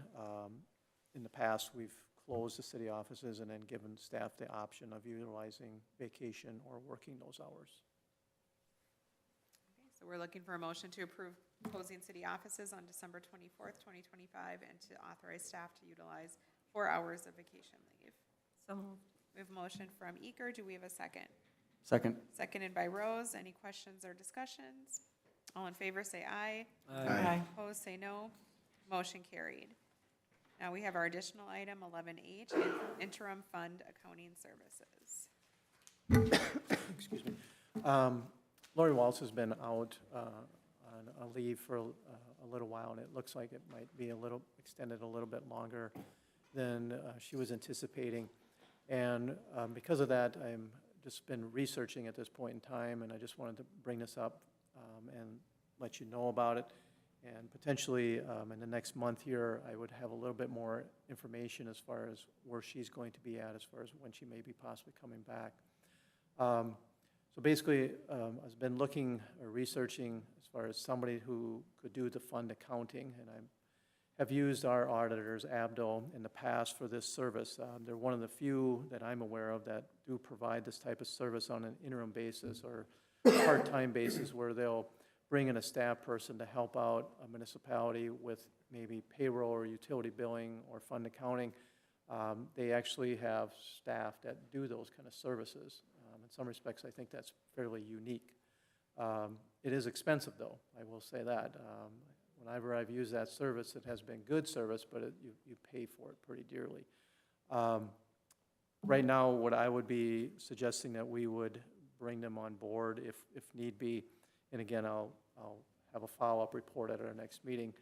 But I would suggest that they would assist us with doing our bank reconciliations. We have a few months that we're behind on this year that need to be completed before the audit next year for 2025.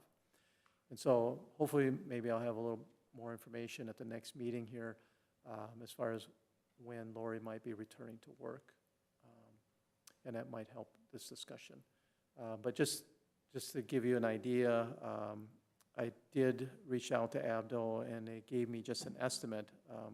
Actually sent you guys out an email yesterday on this, and I had quoted, it was an over-the-phone estimate, and actually the estimate that I was given later after that was even higher. So if they were to do all the months, it will be more than the 2,000 I quoted you. So again, we'll see next month. I don't want to get into a lengthy discussion tonight because it's all speculation at this point as far as where we might be in a month from now. Abdul would not be in a position to do any, be able to start on this month anyway, from a staff standpoint. So we have until next month anyway. So if you're comfortable with that, I would prefer to bring this back for the January 5th meeting. But I'll answer any questions or comments at this time, too. What, I guess looking future-wise, where are we at? I mean, I don't know what Lori's, how many years she has left and stuff, but I know we talked about cross-training, and I don't know how in-depth her job is, but like, is that something Jolene would be interested in down the road, or what? I mean, I guess I hate to end up getting stuck at some point down the road that Lori's not here and we have no one to take her spot, and we're paying big money to have that work done all the time. Well, hopefully, we'll, with any of our staff, when they're planning to leave or retire, that we will get some notice and that we will be able to plan accordingly and hopefully bring on somebody new, and that person probably could get trained in for at least a few weeks beforehand. That would be an ideal situation. But if we ran into a situation where somebody just gave a 2-week notice and left, that would be obviously a little more challenging.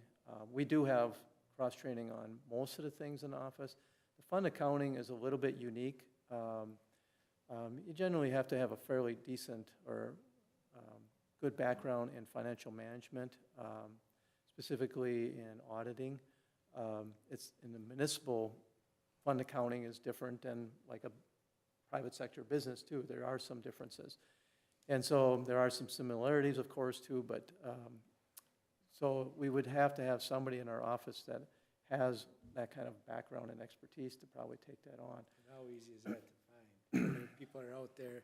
I guess that's my question. Like, even if Lori came and said, I'm retiring in 2 months, are you gonna find someone qualified to do that job? And We don't know. I mean, yes, there is a possibility where we may not get anybody that has any experience. And what I've done in that situation is, if you don't have the staff person still here that can help train in, that's where I've actually brought in Abdul and helped with that training too. It's a learning curve. I mean, everybody starts someplace. We could get fortunate and get somebody that might have some experience there, but it is one of those areas it's a little bit more harder to cross-train, especially in a small office. It's not like she has an assistant where they could step up and do more duties. This is basically asking somebody in our office that maybe doesn't have that financial background at all to try to step in and do it on a part-time basis. It's a little bit more involved with that particular duty compared to some of the other things that we do. that fee you got from Abdo, so if, let's say they came in January, that fee would pay to get us caught up from wherever Lori left off up to. That would be the Up to- intent, yes. You're talking about training. Is that something that we could train Jolene on from Abdal? Probably get away with a little bit less of expense, hopefully, and then she has that skill set because she is the. I'm not sure. I mean, Oh. I'm not sure if I don't know if she has an interest of going down that road, for one thing. Sure. She hasn't expressed that yet. Okay. Yeah. Because I know this, again, it's something we've talked about for a long time too, is the cross-leveling. I brought that up. This is probably the one area that's more challenging. Everything else, we do have the cross-training set up for, like utility billing, payroll. I mean, Lori and Jolene are both stepping in and helping out with some of the other duties that Lori does. I mean, the billing here, all the bills here, I mean, Jolene did all that. She prepared all that. So before Lori left, she trained Jolene to do that. And so she's picked it up pretty well. But there's some other, reporting requirements, taxes and stuff like that, that they are both doing. But well, like with the bank recs, if Lori's feeling better at home, is it something we could do is let her dial into her computer or give her a laptop? That was the intent initially before she went out. We had that discussion that there was going to be that potential that she could work at home if she could. Right now, I'm not sure if she's there yet, where she could be doing that. But, that might be a possibility in the future. Well, like another month. Yeah, I mean, everything's on the table, so yeah, we'll certainly consider options. And This really comes down to what she feels that she's capable of doing. How many months are you looking at basically making up for? I mean, how far behind is this? I mean, just from when she left, or? The bank, yeah, I mean, the bank reconciliations are 7 months behind. And I when, mean, counting December, December's not completed yet, so, and when did Lori leave? end of October. That's only 2 months ago. And so I guess when I was reading your email, my concern was how are we 5 months behind before she even left? You know, so was this kind of an inevitable thing that would have happened either way? I mean, it just kind of sucks getting thrown on us now, and yet we were 5 months behind 2 months ago already. And I mean, I get when people leave, but usually, like, if I was gonna leave for 2 months, you know, whether it's between me and my employer or my employer and me, get all caught up and figure out where things are at, so that way it doesn't cost us $2,000 to $3,000 a month to make up for 5 months. Yeah. I mean, and I guess my question ultimately is just why is this now coming up 3 months or 3 weeks before the end of the year, when we were 5 months? 7 months behind. Yeah. And like I said, I would totally get if, you know, okay, you know, obviously if in Lori's case, things aren't, you know, where she's at, we need to have it able to come in for 2 months to make up for the 2 months she was gone. But what about the 5 months prior? I guess I don't have a good, strong answer for you. I think certainly the intention was that she was going to be back sooner than what's now going to be, and that she would get it done in time for the audit next year. From my own experience, I guess it's not uncommon to have a few months behind. I've seen that before, and then they catch up and they get it done. I mean, she's been very proficient in her job in the past, where she makes sure she always gets things done.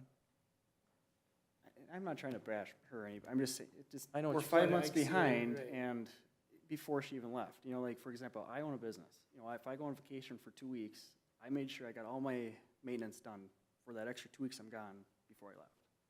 And, you know, if I can't, you know, I talk to, you know, either, you know, a friend or my brother or somebody to help me make up for it. You know, and not when I get back and then be like, oh, well, it's been shut down for 3 weeks while I was gone, you know, and then now it's a big headache. And like I said, now we are at the end of the year, possibly coming up with, I don't know, $2,000 a month, type 15, 20 grand. And this was a scheduled surgery, correct? And you didn't know that she was 5 months behind when she was leaving? Yep, I did. And you didn't think that was an issue? Well, based on, you know, what she thought she was going to be coming back, I was pretty confident she could get it done, because she has in the past. When's this stuff due by?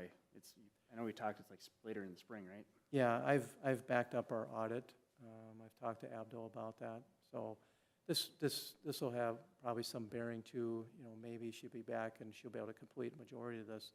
But basically, I backed up the audit to May. Normally, we do it in March. So that'll give us some extra time. I think that she's pretty competent, and when she comes back, I think she'll be able to catch up. So hopefully, we're making a lot about nothing. Well, that might be a thing too, when you do that, whatever she's got to do that, it's probably in depth, and when you get to it, maybe it's easier to, if I'm gonna sit down and put the effort and time into it, it's easier for me to do 3 Yeah. or 4 months at a time versus every month focusing on that, and that might be how it's done. Yeah, I don't. Yeah. Right, yeah, I say we continue this next month when we have a little bit more information. Hope for the best that she's, Right. feel better Yeah. sooner Yeah, than later, she's and that still she keen. can get back, and Yeah. it's not an issue. And I agree with you. I think that's the case. It's like, kind of like Jessica was saying, it's just hard to know that it's 5 months behind with a planned surgery, but I hope the best to it. Hopefully, this is a lot of nothing, and we just push this off till January, and then she comes back and can make up right away. Okay. We'll talk about it more next month. Anything else from council or staff? Motion to adjourn. We have a motion to adjourn from Eker. Do we have a second? I'll second it. Seconded by GROCO. All in favor, say aye. Aye. Opposed? Meeting is adjourned. Thank you.